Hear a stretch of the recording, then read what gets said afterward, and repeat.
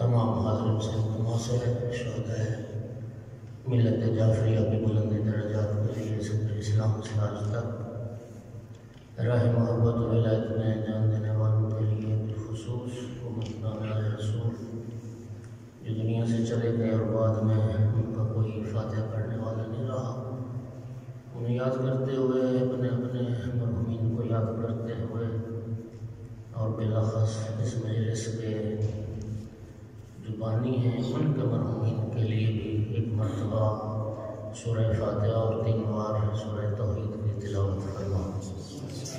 اعوذ باللہ من الشیطان الرجیم، بسم اللہ الرحمن الرحیم۔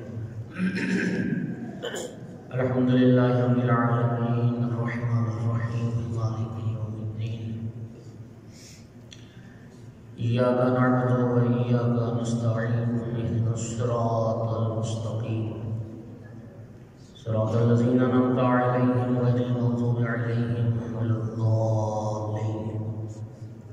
بسم اللہ الرحمن الرحیم، قل هو اللہ احد اللہ الصمد لم یلد ولم یولد ولم یکن له کفوا احد۔ بسم اللہ الرحمن الرحیم، قل هو اللہ احد اللہ الصمد لم یلد ولم یولد ولم یکن له کفوا احد۔ بسم اللہ الرحمن الرحیم، قل هو اللہ احد اللہ الصمد لم یلد ولم یولد ولم یکن له کفوا احد۔ اللهم اغفر للمؤمنین والمؤمنات والمسلمین والمسلمات الاحیاء منهم والاموات، اللهم تابع بیننا وبینهم بالخیرات انک مجیب الدعوات انک علی کل شیء قدیر۔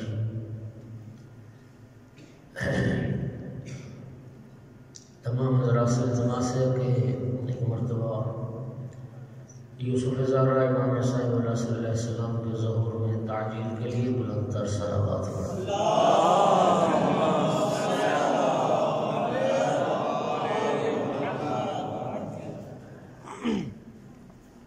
ایک مرتبہ پھر بھی معطر کریں اپنی زبانوں کو ذکر صلوات۔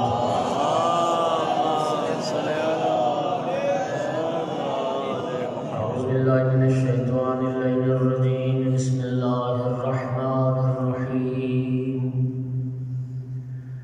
الحمدللہ رب العالمین والعاقبۃ للمتقین والجنۃ للمؤمنین والنار للمنافقین، الحمدللہ الذی جعلنا من المتمسکین بولایت علی بن ابی طالب واولاده المعصومین،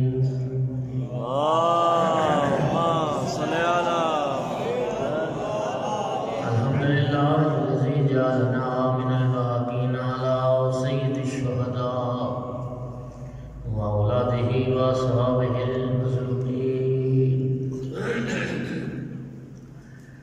الصلاة والسلام والتحیۃ والاکرام علی رسولہ الکریم شفیع المذنبین آنس الغریبین رحمت للعالمین،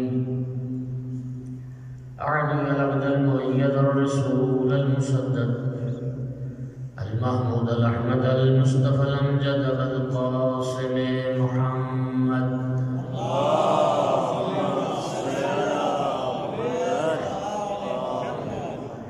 ثم الصلاة والسلام والتحیۃ والاکرام علی آلہ الطیبین الطاہرین المعصومین المنتجبین المنتخبین المظلومین، واللعنۃ الدائمۃ علی اعدائہم المبین من یوم عداوتہم الی قیام یوم الدین وبعد یوم الدین، اما بعد، فقال سبحانہ وتعالی فی کتابہ المجید، بسم اللہ الرحمن الرحیم، انا اعطیناک الکوثر فصل لربک وانحر ان شانئک هو الابتر۔ صلوات۔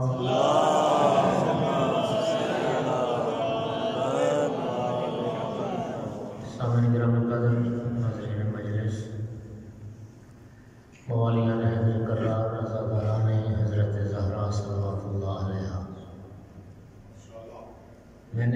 سورہ مبارکہ کوثر کی تلاوت کی ہے۔ ثواب الاعمال میں شیخ صدوق رضوان اللہ تعالی علیہ نے امام جعفر صادق علیہ السلام سے ایک روایت نقل کی ہے۔ چھٹے امام نے فرمایا من کانت قراءتہ انا اعطیناک الکوثر فی فرائضہ و نوافلہ سقاہ اللہ من الحوض الکوثر یوم القیامہ۔ چھٹے امام نے فرمایا ہے کہ جو بندہ اپنی واجب نمازوں میں یا مستحب نمازوں میں سورہ مبارکہ کوثر کی تلاوت کرتا ہے، اللہ قیامت کے دن اسے حوض کوثر سے سیراب فرمائے۔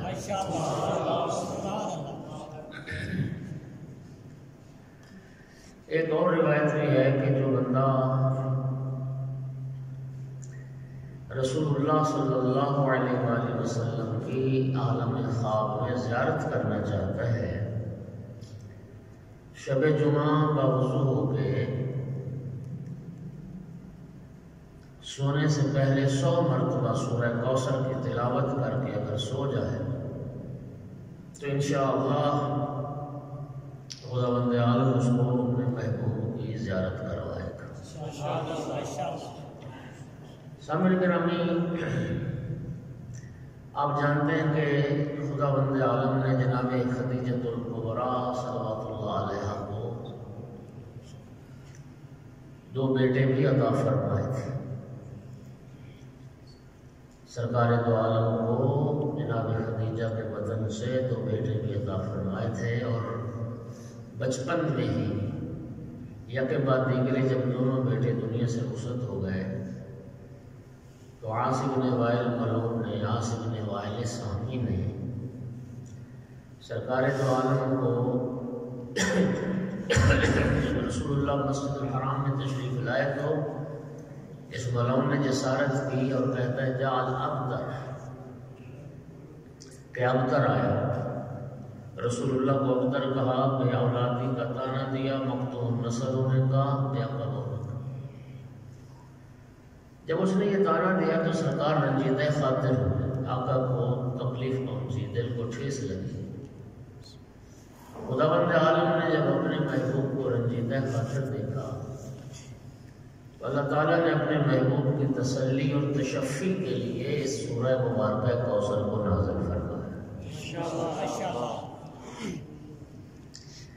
جس میں سرکار کی تسلی خاطر تسکین قلب کا اہتمام بھی ہے، اور سرکار کے دشمنوں کے لیے اس میں تحدید بھی ہے، اور ان کے بے عقل اور بے اولاد ہونے کی خبر بھی ہے۔ سامعین گرامی، یہ سارا قرآن پاک معجزہ ہے، اور ایک آیت معجزہ ہے، لیکن یہ جو سورہ مبارکہ کوثر ہے یہ معجزہ در معجزہ ہے، اور اس سورہ مبارکہ کوثر کے اعجاز کی کئی جہات ہیں۔ سب سے پہلی جہت تو یہ ہے، بھائی توجہ چاہ رہا ہوں، سب سے پہلی جہت یہ ہے کہ خداوند عالم نے اپنی عظیم ترین عطا کا تذکرہ مختصر ترین صورت میں فرمایا ہے۔ بسم اللہ الرحمن الرحیم کے بعد 3 آیات ہیں، اور آپ حیران ہوں گے کہ ان 3 آیات میں ٹوٹل جو ہے وہ 10 لفظ ہیں، اور ان 10 لفظوں میں سے 6 لفظ ایسے ہیں جن کا پورے قرآن مجید میں دوبارہ تکرار نہیں ہوا۔ پہلا لفظ اعطیناک، ایک پورے قرآن میں ایک ہی بارہ ہے۔ علماء تشریف فرمائیں، بعد میں میرا جلوس نہ نکال دیں کہ یہ غلط کہے گئے۔ ایک لفظ قرآن پاک میں آتیناک آیا ہے، وہ آتیناک اور ہے، اعطیناک اور ہے۔ آپ ماشاءاللہ جانتے ہیں کہ یہ جو آتینا ہے اس کا مادہ حمزہ تے، اور اعطینا کا جو مادہ ہے وہ عین تو ہے یہ بس سمجھ آ گئی باپ تو افعال ہی ہے لیکن وہ اور مادے سے ہے یہ بے شک وہاں رب فرماتا ہے وَلَقَدْ آتَيْنَاكَ سَبْعًا مِنَ الْمَثَانِي وَالْقُرْآنِ الْعَظِيمِ اے محبوب ہم نے آپ کو سورہ فاتحہ بھی عطا کی اور قرآن عظیم بھی عطا کیا یہ ہماری اردو زبان کی کوتاہی ہے آتا کا معنی بھی دینا ہوتا ہے اعطا کا معنی بھی عطا کرنا اور دینا ہوتا ہے لیکن ہماری چونکہ اردو چھوٹی سی زبان ہے ہر لفظ کے لیے الگ معنی نہیں ورنہ آتینا اگر آپ لغت کا مراجعہ فرمائیں تو ان دونوں لفظوں میں فرق کیا ہے آتینا وہاں استعمال ہوتا ہے جہاں انسان کوئی شے کسی کو دے لیکن اپنا حق ملکیت محفوظ رکھتا ہو جب واپس لینا چاہے تو واپس لے سکے وہاں آتینا استعمال ہوتا ہے لیکن اعطینا وہاں استعمال ہوتا ہے جب آپ کسی کو کوئی شے دے دیں تو پھر اس کو مالک بنا دیں کہ جا آج کے بعد یہ تیری یہاں پہ اللہ رب العزت نے وہ اعطینا کا استعمال کیا تو یہ پورے قرآن میں ایک عبارہ ہے الکوثر یہ بھی پورے قرآن میں ایک عبارہ ہے فصل یہ بھی پورے قرآن میں ایک عبارہ ہے ونحر یہ بھی پورے قرآن میں ایک مرتبہ شان آقا یہ بھی ایک بار اور الابتر یہ بھی ایک بار یہ 6 لفظ ایسے ہیں جن کا دوبارہ تکرار نہیں اور دوسرا پہلو ذرا دیکھیے گا کہ ان 3 آیات میں خدا بند عالم نے 5 بار اپنے محبوب کو مخاطب کیا ہے کیا بات ہے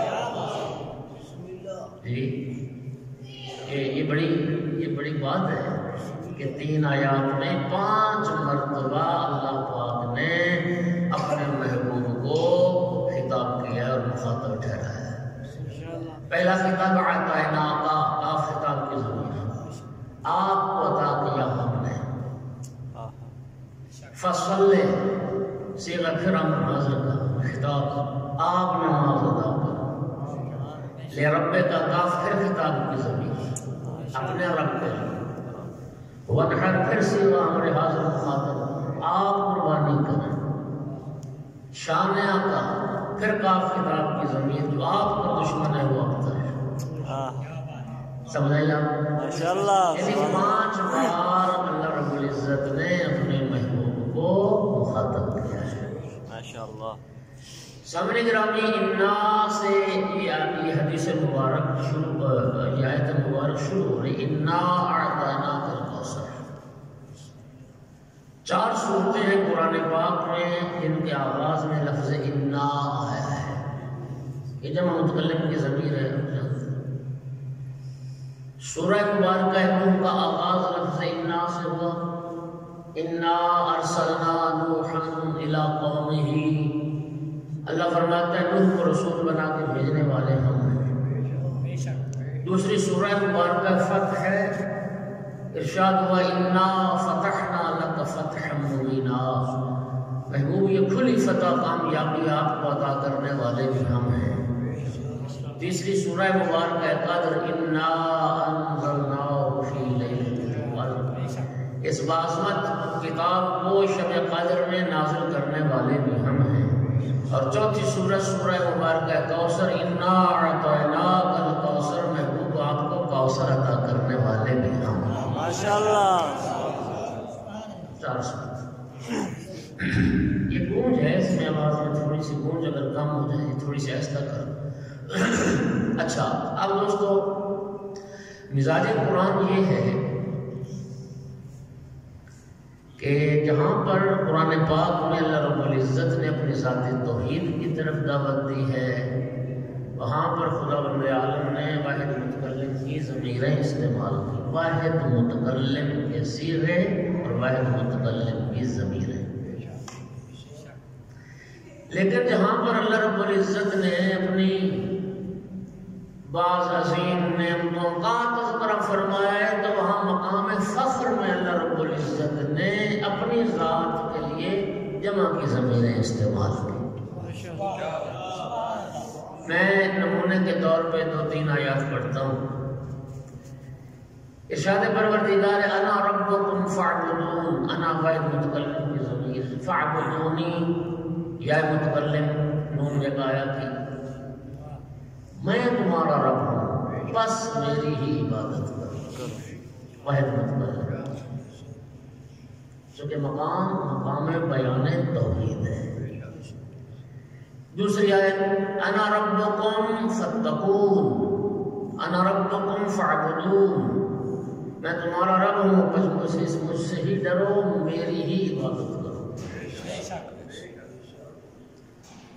پھر ایک مقام تو فرماتا اننی انا اللہ، یا متکلم پھر ضمیر انا واحد متکلم، بے شک میں ہی اللہ ہوں، میرے علاوہ کوئی اللہ نہیں۔ پھر ایک مقام پہ فرماتا ہے انا الغفور الرحیم، انا واحد متکلم، سب سے بڑا بخشنے والا بھی میں ہوں اور سب سے بڑا رحم کرنے والا بھی میں ہوں۔ پھر ایک مقام پر ارشاد فرماتا ہے وَإِذَا سَأَلَكَ عِبَادِي عَنِّي فَإِنِّي قَرِيبٌ أُجِيبُ دَعْوَةَ الدَّاعِ إِذَا دَعَانِ فَلْيَسْتَجِيبُوا لِي۔ دیکھیں کتنی ضمیریں، 6-7 ضمیریں ہیں واحد متکلم کی، اور 2 صیغے آئے وہ بھی واحد متکلم۔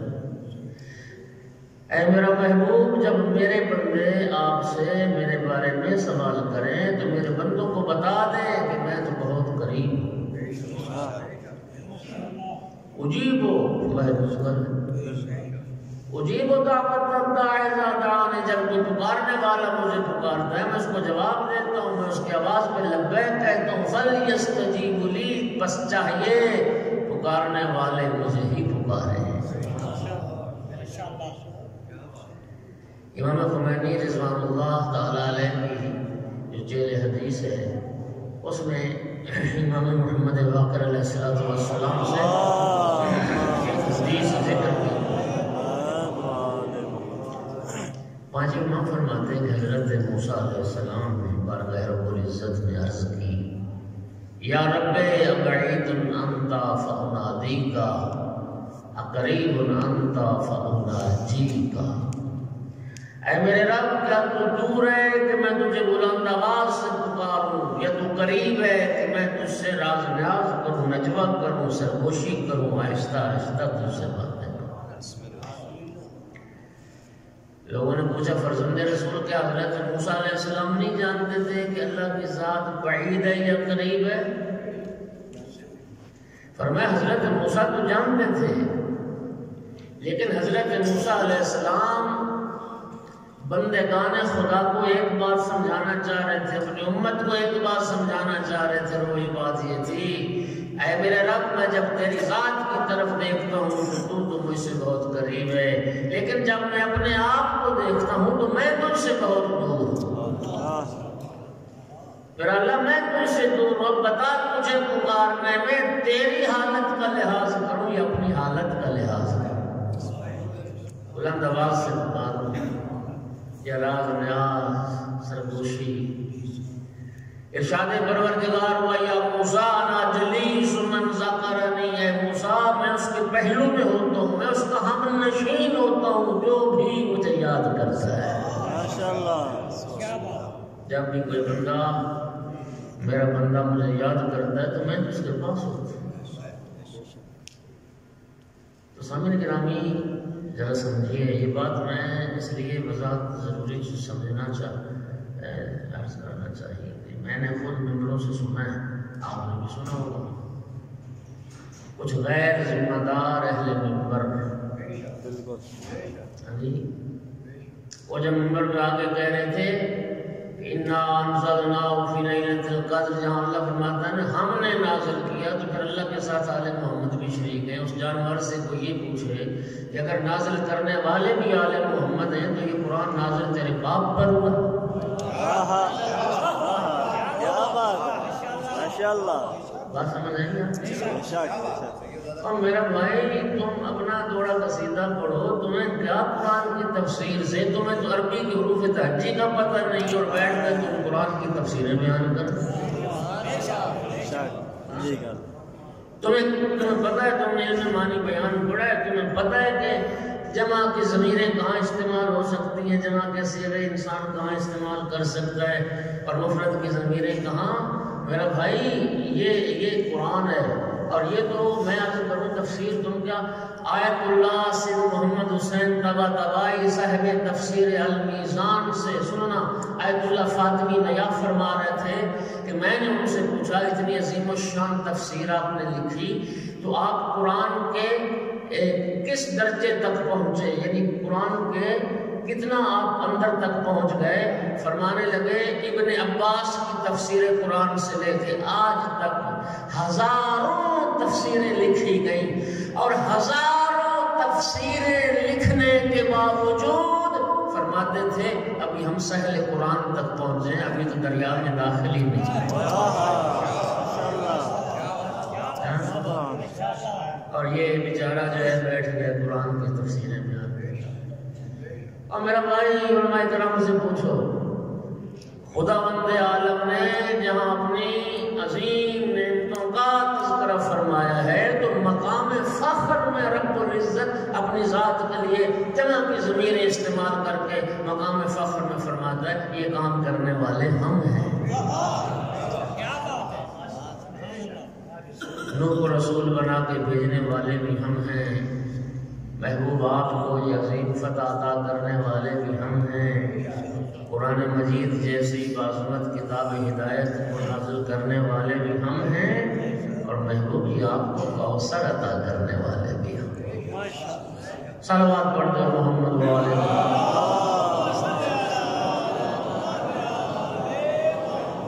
گھبرا تو نہیں رہے اِنَّا أَعْطَيْنَاكَ الْكَوْثَرَ، محبوب ہم نے آپ کو کوثر عطا کرنا۔ کوثر فوعل کے وزن پر، یہ مبالغہ کا صیغہ ہے اور کثرت سے نکلا ہے، توجہ چاہیے۔ اور اس کا معنی کیا ہے؟ خیر کثیر، مبالغہ ہے، خیر، اور خیر میں بھی ایک تو دیکھیے کوثر ایک تو خود معنی کثرت ہے اس میں، اور کثرت میں بھی مبالغہ، پتہ نہیں میں متوجہ کر سکا، یعنی ایک تو کثرت اس کا مادہ ہے، معنی اس کا کثرت ہے، زیادتی، اور پھر اس میں بھی مبالغہ، یعنی بہت زیادہ خیر کثیر ہونے عطا کر دیا۔ مفسرین نے 34 معنی کو ذکر کیے کوثر کے۔ یہ کوثر کا معنی نہیں، یہ اس خیر کثیر کے مصادیق ہے۔ یہ جو معنی کیا گیا حوض کوثر اور نہر کوثر، اور معنی کیا گیا امت کثیرہ اور اولاد کثیر اور اصحاب کثیر اور دین اسلام اور وحی اور قرآن اور اخلاق اور علم، یہ جو جتنے معنی بھی کیے گئے یہ سارے کے سارے معنی اسی خیر کثیر کا مصداق ہے، اور ہم کسی معنی کا بھی انکار نہیں کرتے، یہ سارا اس میں ہے۔ لیکن سب مفسرین نے لکھا، علامہ سید محمد حسین طباطبائی نے بھی لکھا، اور دیگر مفسرین نے بھی یہ نقطہ اٹھایا کہ اس خیر کثیر کا مصداق اتم، اس کوثر کا مصداق بارز، اس کوثر کا سب سے احسن و اکمل جو مصداق ہے وہ وجود مبارکہ حضرت صدیقہ کبریٰ جناب فاطمہ الزہرا صلوات اللہ۔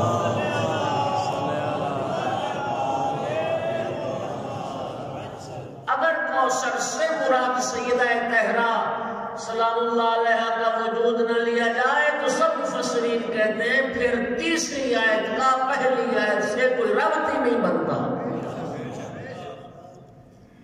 تیسری آیت کا ان شانئک هو الابتر، اس کا ربط اور ارتباط پہلی آیت سے تبھی بنتا ہے کہ جب کوثر سے مراد بضعۃ المصطفیٰ صدیقہ کبریٰ حضرت فاطمہ الزہرا،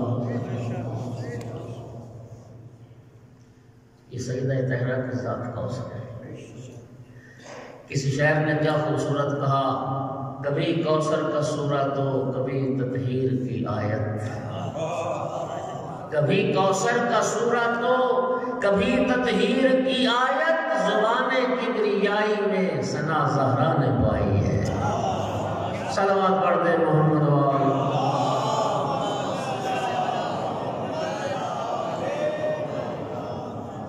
توجہ ہو گیا ذرا؟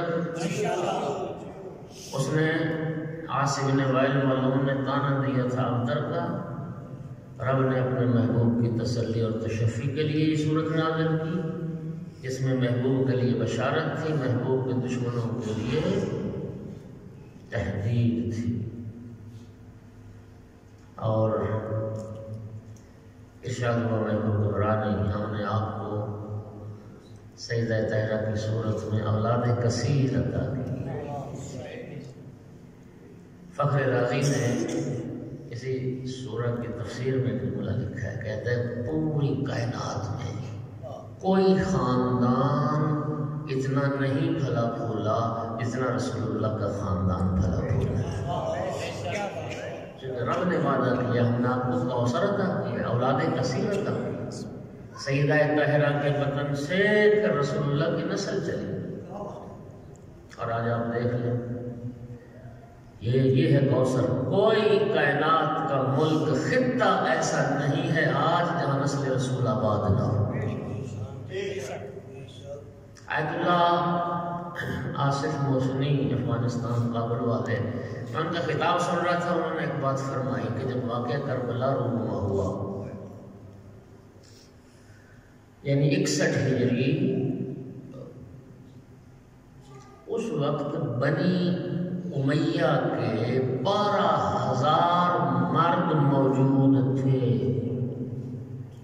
غور کیجیے، کسی کتاب کے حوالے سے بات کر رہے تھے، واقعہ کربلا کے وقت 12,000 مرد بنی امیہ کے موجود تھے، اور اولاد سیدہ طاہرہ میں سے واقعہ کربلا کا جب یہ حادثہ ہوا ہے تو اس وقت سیدہ طاہرہ کی اولاد میں سے تو شاید 10 افراد بھی نہیں بنتے۔ مولا حسین علیہ السلام تھے، مولا حسین علیہ السلام کے بیٹے تھے، یا امام حسن علیہ السلام کے بیٹے تھے۔ سیدہ طاہرہ کی کل اولاد جب واقعہ کربلا رونما ہوا اتنی تھی جن کی تعداد 10 تک نہیں پہنچتی۔ اور بھائی واقعہ کربلا 61 ہجری میں جو خاندان 12,000 مرد جس کے موجود تھے، آج کائنات میں ڈھونڈنے سے بھی فرق نہیں ملے گا جو کہے کہ میں بنی امیہ کی اولاد میں سے ہوں۔ کائنات کے چپے چپے پہ رسول کی نسل آپ کو ملے گی۔ کیوں؟ یہ رب نے فرمایا اِنَّا أَعْطَيْنَاكَ الْكَوْثَرَ، ہم نے آپ کو کوثر عطا کیا، اولاد کثیر عطا کی۔ اور پھر سنیے، اس وقت پوری دنیا میں جتنے سادات موجود ہیں، یا امام حسن علیہ السلام کی اولاد سے یا امام حسین علیہ السلام کی اولاد سے، حسنی سادات یا حسینی سادات۔ ایک اہل علم نے لکھا کہ اگر حضرت محسن کو شہید نہ کیا جاتا تو آج دنیا میں محسنی سادات بھی ہوتے۔ لہذا اس اہل علم نے کہا تھا کہ جناب محسن کا قاتل صرف ایک فرد کا قاتل نہیں ہے، رسول کی 1/3 اولاد کا قاتل ہے۔ جناب محسن کا قاتل بھی رسول اللہ کی 1/3 اولاد کا قاتل ہے۔ اور فخر رازی لکھتا ہے کہ کثرت سے سادات قتل ہو جانے کے بعد، امیہ کے دور میں، بنی عباس کے دور میں کتنے سادات قتل کیے گئے، سادات کے خون کے گارے بنائے گئے، زندہ دیواروں میں چنوائے گئے، زندانوں میں سادات مر گئے بھوک سے۔ فخر رازی لکھتا ہے کثرت سے سادات قتل ہو جانے کے بعد بھی سیدہ طاہرہ کی نسل سے کیسے کیسے سید آئے، یہ فخر رازی کے جملے، محمد باقر جیسے، جعفر صادق جیسے، موسیٰ کاظم جیسے، علی رضا جیسے، نفس زکیہ جیسے، یہ رب کا وعدہ اِنَّا أَعْطَيْنَاكَ الْكَوْثَرَ۔ صلوات پڑھ دیں محمد وآلہ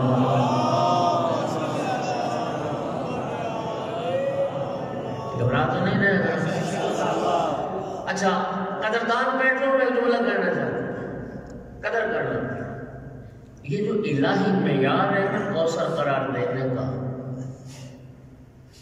اللہ جب کسی کو کوثر بناتا ہے تو اللہ رب العزت نہ جنس کو دیکھتا ہے نہ تعداد کو دیکھتا ہے۔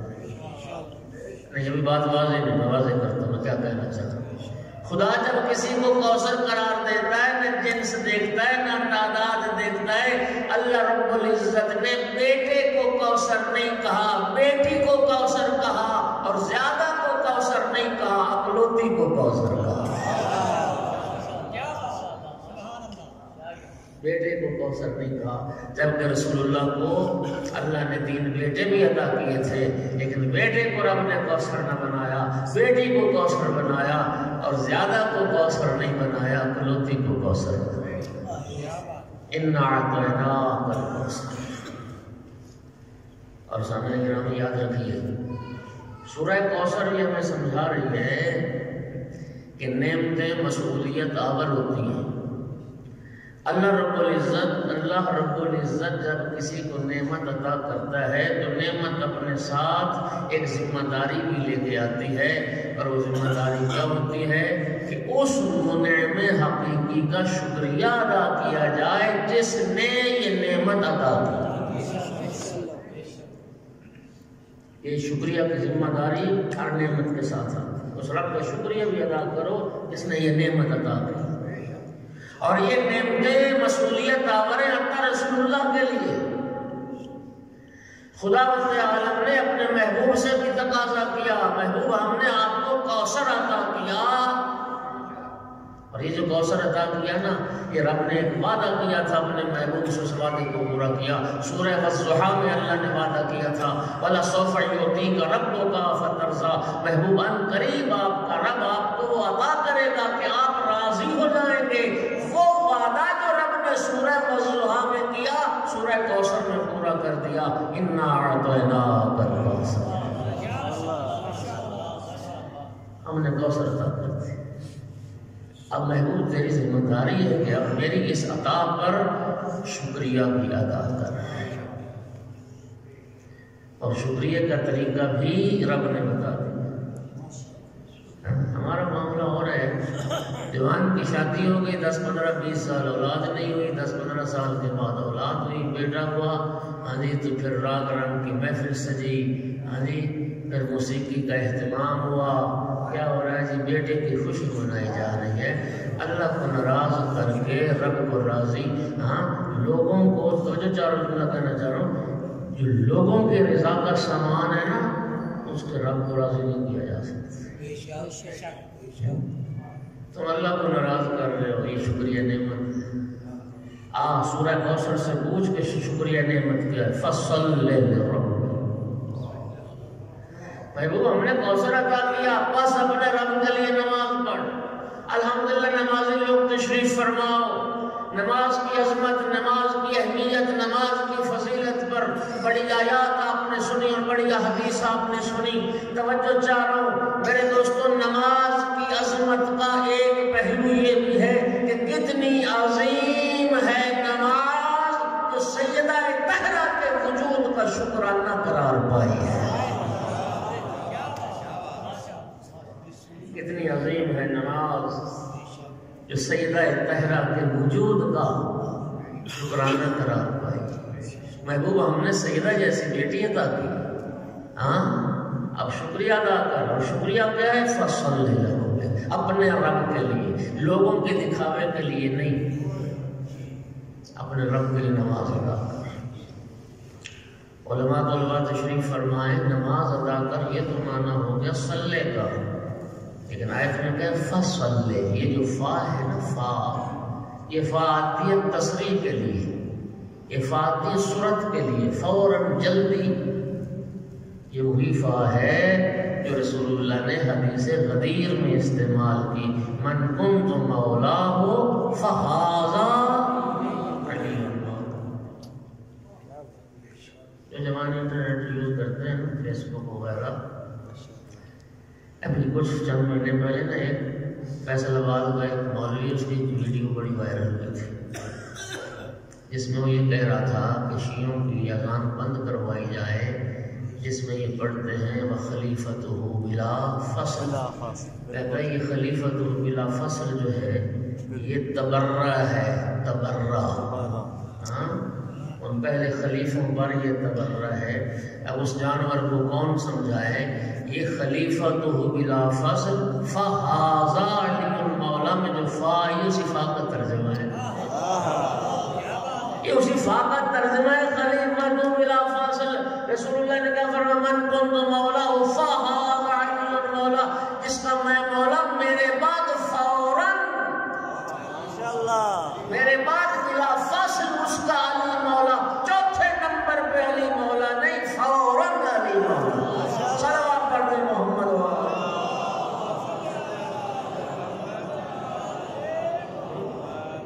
یہ تو فا کا ترجمہ ہے خلیفۃ بلا فصل. رسول پہ اعتراض کرو کہ انہوں نے فا کیوں استعمال کی. صلوات تو پڑھ دو محمد.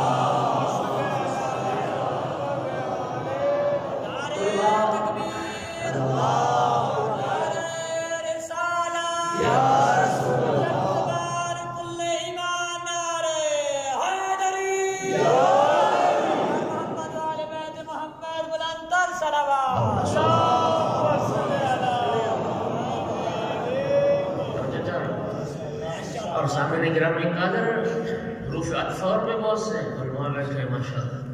ہاں جی، واو آ سکتی تھی، سننا آ سکتا تھا وغیرہ وغیرہ، لیکن فا رسول نے یہی سمجھانے کے لیے استعمال کی کہ علی خلیفہ ہوگا بلا فصل.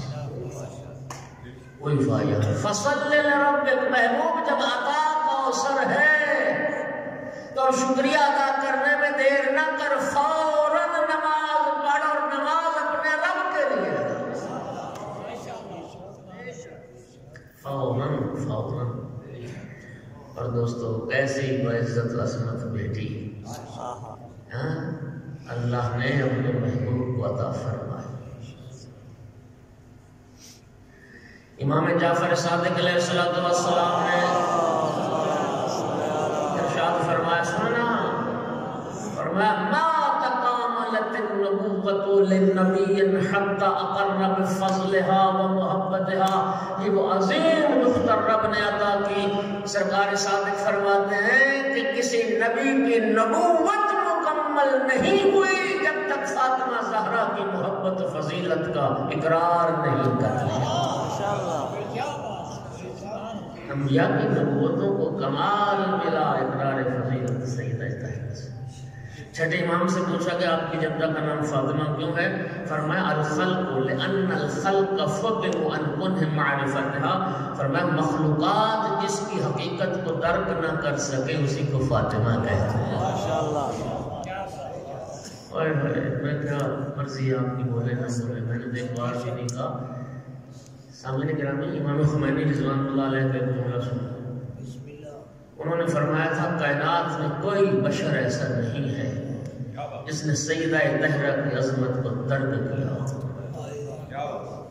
چھٹے امام نے فرمایا مخلوقات لأن الخلق، خلق پر الف لام داخل ہے. تمام مخلوقات، اس میں انبیاء آتے ہیں، اس میں ملائکہ آتے ہیں، اس میں اولیاء و اوصیاء آتے ہیں، جن میں بشر آتے ہیں، کسی کے بس کی بات نہیں. امام خمینی فرماتے تھے جتنے لوگوں نے بھی سیدہ طاہرہ کی تعریف کی ہے، جتنے لوگوں نے سیدہ کی فضیلت بیان کی ہے، وہ اپنے فہم کے مطابق کی ہے. جتنے لوگوں نے سیدہ کی فضیلت بیان کی اپنی فکر، سوچ، اپنی بساط، استطاعت کے مطابق، اپنے فہم کے مطابق. اچھا، اور جو ائمہ نے سیدہ کی فضیلت بیان کی، جو آل رسول نے سیدہ کے فضائل پڑھے اور جو روایات وارد ہوئی، وہ امام خمینی فرماتے ہیں جو ائمہ نے اپنی جدہ کی فضیلت بیان کی ہے وہ لوگوں کے فہم کے مطابق کیے، سیدہ کے مرتبے کے مطابق وہ بھی نہیں.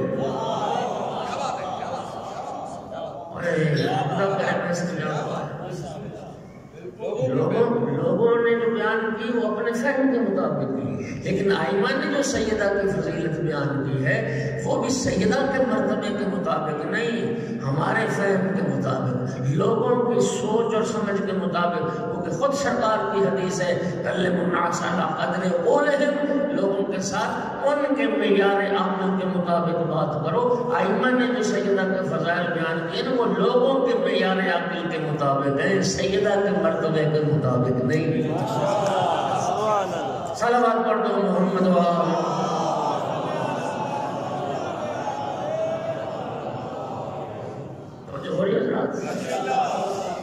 اللہ کو سلامتی عطا کرے۔ دوستو سورہ مبارکہ کوثر سے پہلے 3-4 صورتیں، ایک صورت ہے تکاثر، الہاکم التکاثر حتی زرتم المقابر کلا سوف تعلمون ثم کلا سوف تعلمون۔ یہ تکاثر اور کوثر دونوں لفظ کثرت سے نکلے، دونوں کا مادہ کثرت ہے لیکن فرق بہت ہے۔ کوثر قابل تعریف سے ہے، تکاثر قابل مذمت ہے۔ تفاعل تفاعل کا جانتے ہیں خاصا کس لیے آتے ہیں، کس معنی کے لیے؟ تکاثر کیا ہے؟ دو افراد کا، دو خاندانوں کا، دو قبیلوں کا مال کی کثرت پر فخر کرنا، مال کی کثرت پر، اولاد کی کثرت پر، افراد کی کثرت پر مقابلہ کرنا، مفاخرہ کرنا۔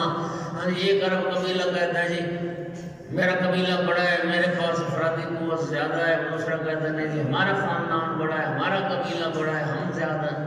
یہ مفاخرہ ہے۔ نہج البلاغہ میں مولانا امیر المومنین علیہ السلام کا ایک خطبہ ہے سورہ تکاثر کے ذیل میں، خطبات کی فہرست میں آپ دیکھیں گے الہاکم التکاثر کے ذیل میں مولانا امیر کا خطبہ ہے۔ ابن ابی الحدید المعتزلی عالم اہل سنت جس نے نہج البلاغہ کی شرح کی ہے، جب وہ اس خطبے پر پہنچا ہے تو کہتا ہے کہ مولانا امیر علیہ السلام کا یہ تو خطبہ ہے جس کو میں نے 1000 مرتبہ پڑھا ہے، یعنی اتنا اس میں موعظہ ہے، اتنی نصیحت ہے، اتنی تاثیر اس خطبے کی، 1000 بار میں نے مولانا امیر علیہ السلام کا یہ خطبہ پڑھا۔ ایک سنی نے 1000 بار پڑھا، اور ہم نے جو ولایت امیر المومنین کا اقرار بھی کرتے ہیں اور امیر المومنین کا شیعہ کہلانے پہ فخر بھی کرتے ہیں، خدا کے لیے مجلس وسیلہ بن گئی، ایک بار جا کے اس خطبے کو ضرور پڑھیے گا۔ مولانا امیر المومنین نے ان کی مذمت فرمائی ہے کہ وہ یہ دو قبیلے تھے، اس کے شان نزول میں بھی لکھا ہے، دو قبیلے تھے، وہ افراد کی کثرت پر فخر کرنے لگ گئے۔ ایک کہتا تھا میرا قبیلہ بڑا، دوسرا کہتا میرا بڑا، مردم شماری شروع ہو گئی، ایک قبیلے کے افراد زیادہ ہو گئے، دوسرے قبیلے کے افراد کم ہو گئے۔ تو جن کے افراد کم ہوئے وہ کہنے لگے کہ قبرستان چلتے ہیں، ہمارے لوگ جو مر گئے، ہمارے قبیلے کے جو افراد مر گئے، چل کے ان کی قبریں گنتے ہیں، تھے جو ہمارے قبیلے کے، تو وہ قبریں گننے چلے گئے۔ اللہ رب العزت نے ان کی مذمت میں یہ سورہ تکاثر نازل فرمائی، الہاکم التکاثر، اس تکاثر نے تمہیں اللہ کی یاد سے غافل کر دیا، آخرت سے غافل کر دیا، حتی زرتم المقابر، اور یہاں تک کہ تم قبرستان جا پہنچے اور قبروں کو بھی گننے لگ گئے، بجائے اس کے کہ تم قبروں سے عبرت حاصل کرتے، تم قبروں کو بھی اپنے فخر اور مفاخرے میں شامل کر لیا۔ کلا سوف تعلمون، ان قریب تمہیں پتہ چل جائے گا کہ کتنی بری حرکت ہے، اور پھر ان قریب تم جان لو گے۔ توجہ چاہو میرے دوستو، تکاثر کوثر دونوں کثرت سے نکلے۔ جملہ کہنے لگا قدردانوں، تکاثر کے نتیجے میں انسان قبرستان پہنچتا ہے، کوثر کے نتیجے میں مصلی عبادت پر پہنچتا ہے۔ کوثر کے نتیجے میں مصلی عبادت پر پہنچتا ہے، فصلی لربک، اپنے رب کے لیے نماز پر۔ تکاثر یاد خدا سے غفلت کا سبب بنتی ہے، اور کوثر یاد خدا کا سبب بنتی ہے۔ محبوب نماز ادا کر اپنے رب کے لیے۔ اور دوستو جو قرآن پاک کی چھوٹی صورتیں ہیں، ان میں ایک سورت سورہ نصر بھی ہے. ایک صلوات پڑھ دیں سارے. ایک سورت سورہ نصر بھی ہے. اذا جاء نصر اللہ والفتح ورأيت الناس يدخلون في دين الله أفواجا فسبح بحمد ربك واستغفره إنه كان توابا. انتہائی توجہ چاہیے. فتح مکہ کے موقع کی صورت ہے. خود رب العزت فرما رہا ہے اذا جاء نصر اللہ، جب اللہ کی نصرت آ گئی، والفتح، اللہ کی طرف سے کامیابی آ گئی. اور وہ نصرت کامیابی کیا تھی؟ یعنی وہی جزیرت العرب کے لوگ، وہی مکے والے انہوں نے رسول اللہ کو اذیتیں پہنچائیں، پتھر بھی مارے، کانٹے بھی بچھائے، لہوان بھی کیا، بدن زخمی کیا، کوڑا پھینکا گیا، پھر زبان کے نشتر چلائے، کاہن کہا، شاعر کہا، مجنون کہا. جی ایک فرد کلمہ پڑھنے کو تیار نہیں تھا. اور جب رب کی نصرت آ گئی فتح مکہ کے بعد، پھر خدا فرماتا ہے یدخلون فی دین اللہ افواجا. اتنی بڑی کامیابی تھی کہ اب ایک ایک کر کے کلمہ نہیں پڑھ رہے تھے، فوج در فوج دین میں داخل ہو رہے تھے. گروہ در گروہ، گروہ در گروہ، پورے کا پورا قبیلہ، پورے کا پورا خاندان. اتنی بڑی کامیابی تھی. میرا بھائی جب جزیرت العرب کے کافر اور مشرک فوج در فوج اسلام میں داخل ہو رہے تھے، اتنی بڑی نصرت اور کامیابی کے جسے خود خدا نصرت اور کامیابی کے لفظوں سے تعبیر کر رہا ہے، اتنی بڑی کامیابی پہ رب نے محبوب سے نماز کا تقاضا نہیں کیا کہ شکرانے میں نماز ادا کر، وہاں صرف ایک بار تسبیح کا تقاضا کیا. فسبح بحمد ربک، محبوب صدا پر ایک بار حمد کے ساتھ اپنے رب کی تسبیح کو بیان کر دے، پاکیزگی کو بیان کر دے. لیکن جب رب نے کوثر عطا کیا تو وہاں پہ اللہ نے تسبیح کا تقاضا نہیں کیا، فصل لربک، پوری نماز کا تقاضا کیا. معلوم ہوا خالق کی نگاہ میں سارے جزیرت العرب کے کافروں اور مشرکوں کے مسلمان ہو جانے سے بھی زیادہ اہمیت اس کوثر کی ہے، اس کی عطا پہ رب نماز کا تقاضا کر رہا. فصل لربک، اپنے رب کے لیے نماز. ونحر، اور قربانی کر. چھوٹے جانور قربان کرنے کو ذبح کرنا کہتے ہیں، لیکن وہ بڑا جانور ہوتا ہے اس نے قربان کرنے کو نہر کرنا کہتے ہیں. اللہ پاک نے فارسی کا ایک محاورہ ہے کہ ہر کے بامش بیش برفش بیشتر.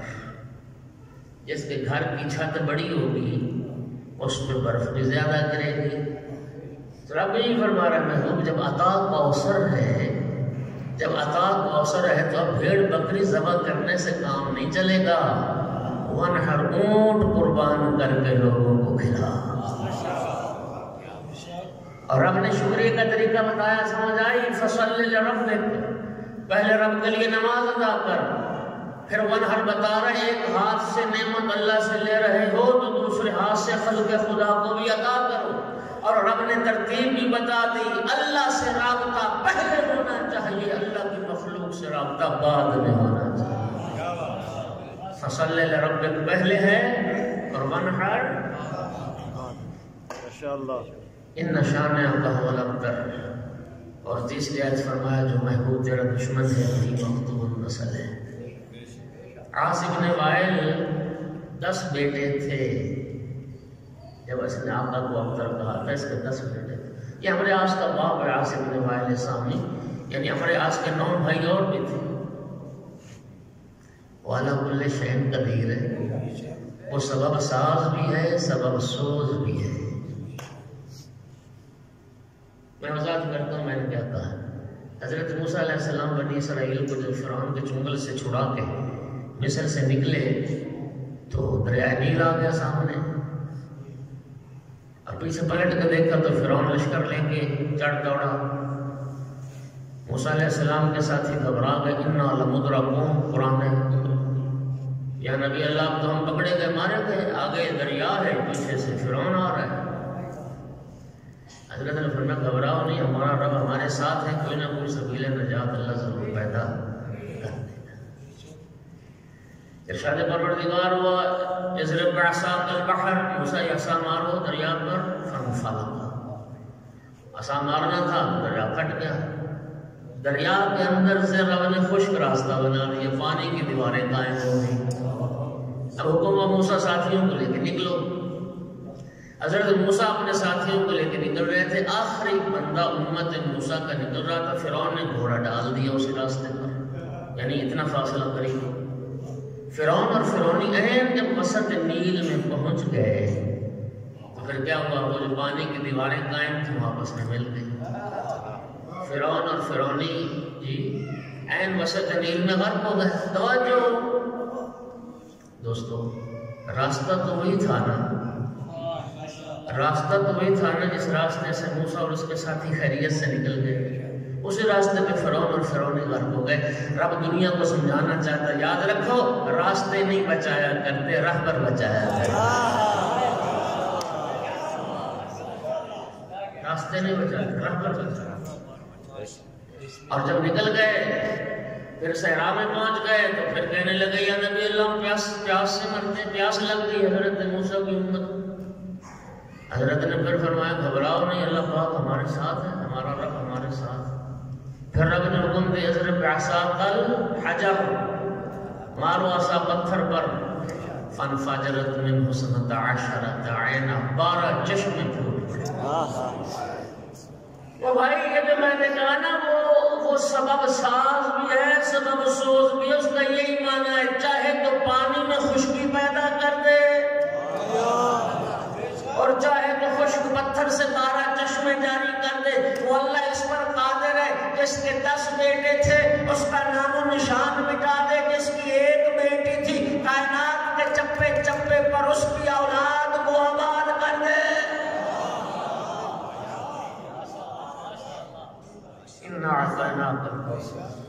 ہم نے کوثر عطا دوستوں کا ہمیں وقت میں گنجائش نہیں، 2 جملے ذکر مصیبت کے کہوں گا۔ جو کسی بات کا رحلت پیغمبر کے بعد قرآن کے گلے میں رسی تھی، سورہ کوثر زخمی تھی۔ رسول کی رحلت کے بعد قرآن کے گلے میں رسی تھی اور سورہ کوثر زخمی تھی۔ خدا کا غصہ قبول فرمائے۔ اللہ اکبر، اللہ اکبر۔ چھٹے امام نے فرمایا سب سے زیادہ جن ہستیوں نے گریہ کیا ہے نا کائنات میں، اللہ کی کائنات میں، وہ 5 ہستیاں، ان میں 5ویں ہستی رسول کی بیٹی فاطمہ زہرا۔ اجرکم علی اللہ۔ بھائی بیٹھے تفصیل سے پڑھے گئے، میں نے واپس جانا ہے، لمبا چوڑا مصائب نہیں۔ شیخ عباس قمی نے لکھا ہے ما زالت بعد وفات ابیہا، رسول اللہ کی رحلت کے بعد سیدہ کی حالت کیا تھی؟ معصبۃ الراس، سر پر پٹی بنی رہتی تھی، باقیۃ العین، ہر وقت روتی رہتی تھی، متارکۃ القلب، دل جلتا رہتا تھا، منحطۃ الرکن، پسلیاں ٹوٹ گئی تھی، یغشی علیہا ساعۃ بعد ساعۃ، تھوڑی تھوڑی دیر بعد روتے روتے بے ہوش ہو جایا کرتی تھی، تھوڑی تھوڑی دیر بعد روتے روتے بے ہوش۔ عزاداروں میرا سوال ہے، بیٹیوں بہنوں والے بیٹھے ہو، کائنات میں کوئی مستور دکھا سکتے ہو؟ 18 سال کا سن ہو، اولاد موجود ہو، بیٹیاں بیٹے شوہر کا سایہ سلامت اور مرنے کی دعا کرتی ہو؟ اللہم اجل وفاتی سریعہ، ہر نماز میں دعا کرتی تھی میرا اللہ مجھے جلدی موت دے دے، میں دنیا کے دکھوں سے تھک۔ آیت اللہ انصاریان کا نام آپ نے سنا، ایران کے واعظ شہیر ہیں۔ تہران میں ایک مجلس، ایام فاطمیہ کی مجلس، بی بی پاک کی شہادت انہوں نے پڑھی تو بڑا گریہ ہوا، مجلس ختم ہو گئی، مجلس پڑھ کے اترے تو لوگ چلے گئے، تو ایک شخص ممبر کے قریب بیٹھا زارو قطار ہوتا رہا۔ اس شخص کے قریب گئے، فرمایا اے عبد خدا، خدا تیرا پرسہ قبول کرے۔ سب نے گریہ کیا، تو ابھی تک رو رہا ہے، تیرے دل پر کون سی بات ایسی اثر کر گئی، تو ابھی تک بیٹھا رو رہا ہے۔ کہنے لگا میں انساریان میں ہڈیوں کا ڈاکٹر ہوں، میں جانتا ہوں کہ انسانی بدن کی کوئی بھی ہڈی ٹوٹ جائے اس کا جڑنا آسان ہوتا ہے، لیکن خدا نہ کرے کسی کی پسلیاں ٹوٹ جائے۔ اگر کسی کی پسلیاں ٹوٹ جائیں نا، پھر وہ سانس بھی لیتا ہے تو درد ہوتا ہے، پھر سانس بھی لیتا ہے تو تکلیف ہوتی ہے۔ جس کی پسلیاں ٹوٹ گئی نا، سانس بھی لیتی تھی، رسول کی بیٹی کو تکلیف ہوتی تھی، اس لیے دعا کرتے تھے میرا اللہ جلد بہت ہے۔ اور عزیزانو، سب ائمہ اہل بیت مظلوم ہیں، سب ائمہ اہل بیت مظلوم ہیں، لیکن عزیزانو مظلومیت کی جہاد ہوتی ہے۔ کوئی امام معصوم کسی جہت سے زیادہ مظلوم ہے، کوئی امام معصوم کسی جہت سے زیادہ مظلوم ہے۔ مولا حسین علیہ السلام شہید اعظم ہے، مظلوم اعظم۔ خود معصوم نے فرمایا لا یوما کا یوم کا یا ابا عبداللہ، رسول اللہ نے فرمایا حسین بیٹا تیری مظلومیت والے دن جیسا کائنات میں کسی کا دن نہیں، عاشور جیسا دن نہ کسی نبی پر گزرا ہے، نہ کسی وسیع نبی پر گزرا ہے۔ لیکن عزاداروں، میں مولا کی بارگاہ میں معافی مانگ کے آپ بھی مجھے معاف کرنا، دو جہاد ایسی ہیں کہ مولا علی علیہ السلام امام حسین سے بھی زیادہ مظلوم نظر آتے ہیں۔ وہ سنو کہ دو جہاد کیا ہیں عزاداروں۔ پہلی جہاد یہ ہے کہ جب تک امام حسین علیہ السلام کربلا میں زندہ تھے، کسی یزیدی کو جرأت نہیں ہوئی رسول زادیوں کے خیمے میں داخل ہو گئے۔ عزاداروں، روایت ہے جب مظلوم کربلا زین ذوالجناح سے اتر گئے، مظلوم کا سجدہ جاری تھا، ابن سعد کہتا ہے کوئی جا کے پتہ کرے حسین زندہ ہے یا وہ پرواز کر گئی۔ اس وقت شمر ملعون نے یہ کہا تھا ابن سعد میرے پاس ایک طریقہ ہے یہ جاننے کا، اگر حسین زندہ ہوئے تو حسین کا جواب ضرور آئے گا۔ اور وہ طریقہ کیا تھا؟ شمر ملعون نے نعرہ بلند کیا حسین کی بہنوں کے خیمے لوٹ لو۔ اس آواز کا بلند ہونا تھا۔ کریم کربلا کوہنیوں پہ زور دے کے اٹھے، فرمایا خبردار کوئی خیموں کا رخ نہ کرے، حسین زندہ ہے۔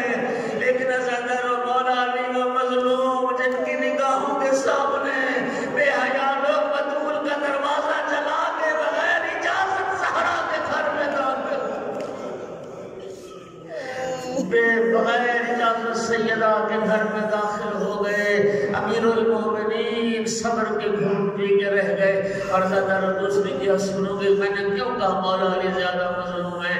عزاداروں، جب تک کربلا میں امام حسین علیہ السلام زندہ رہے، کسی نبی زادی کو تماچا نہیں لگا، لیکن مولا علی و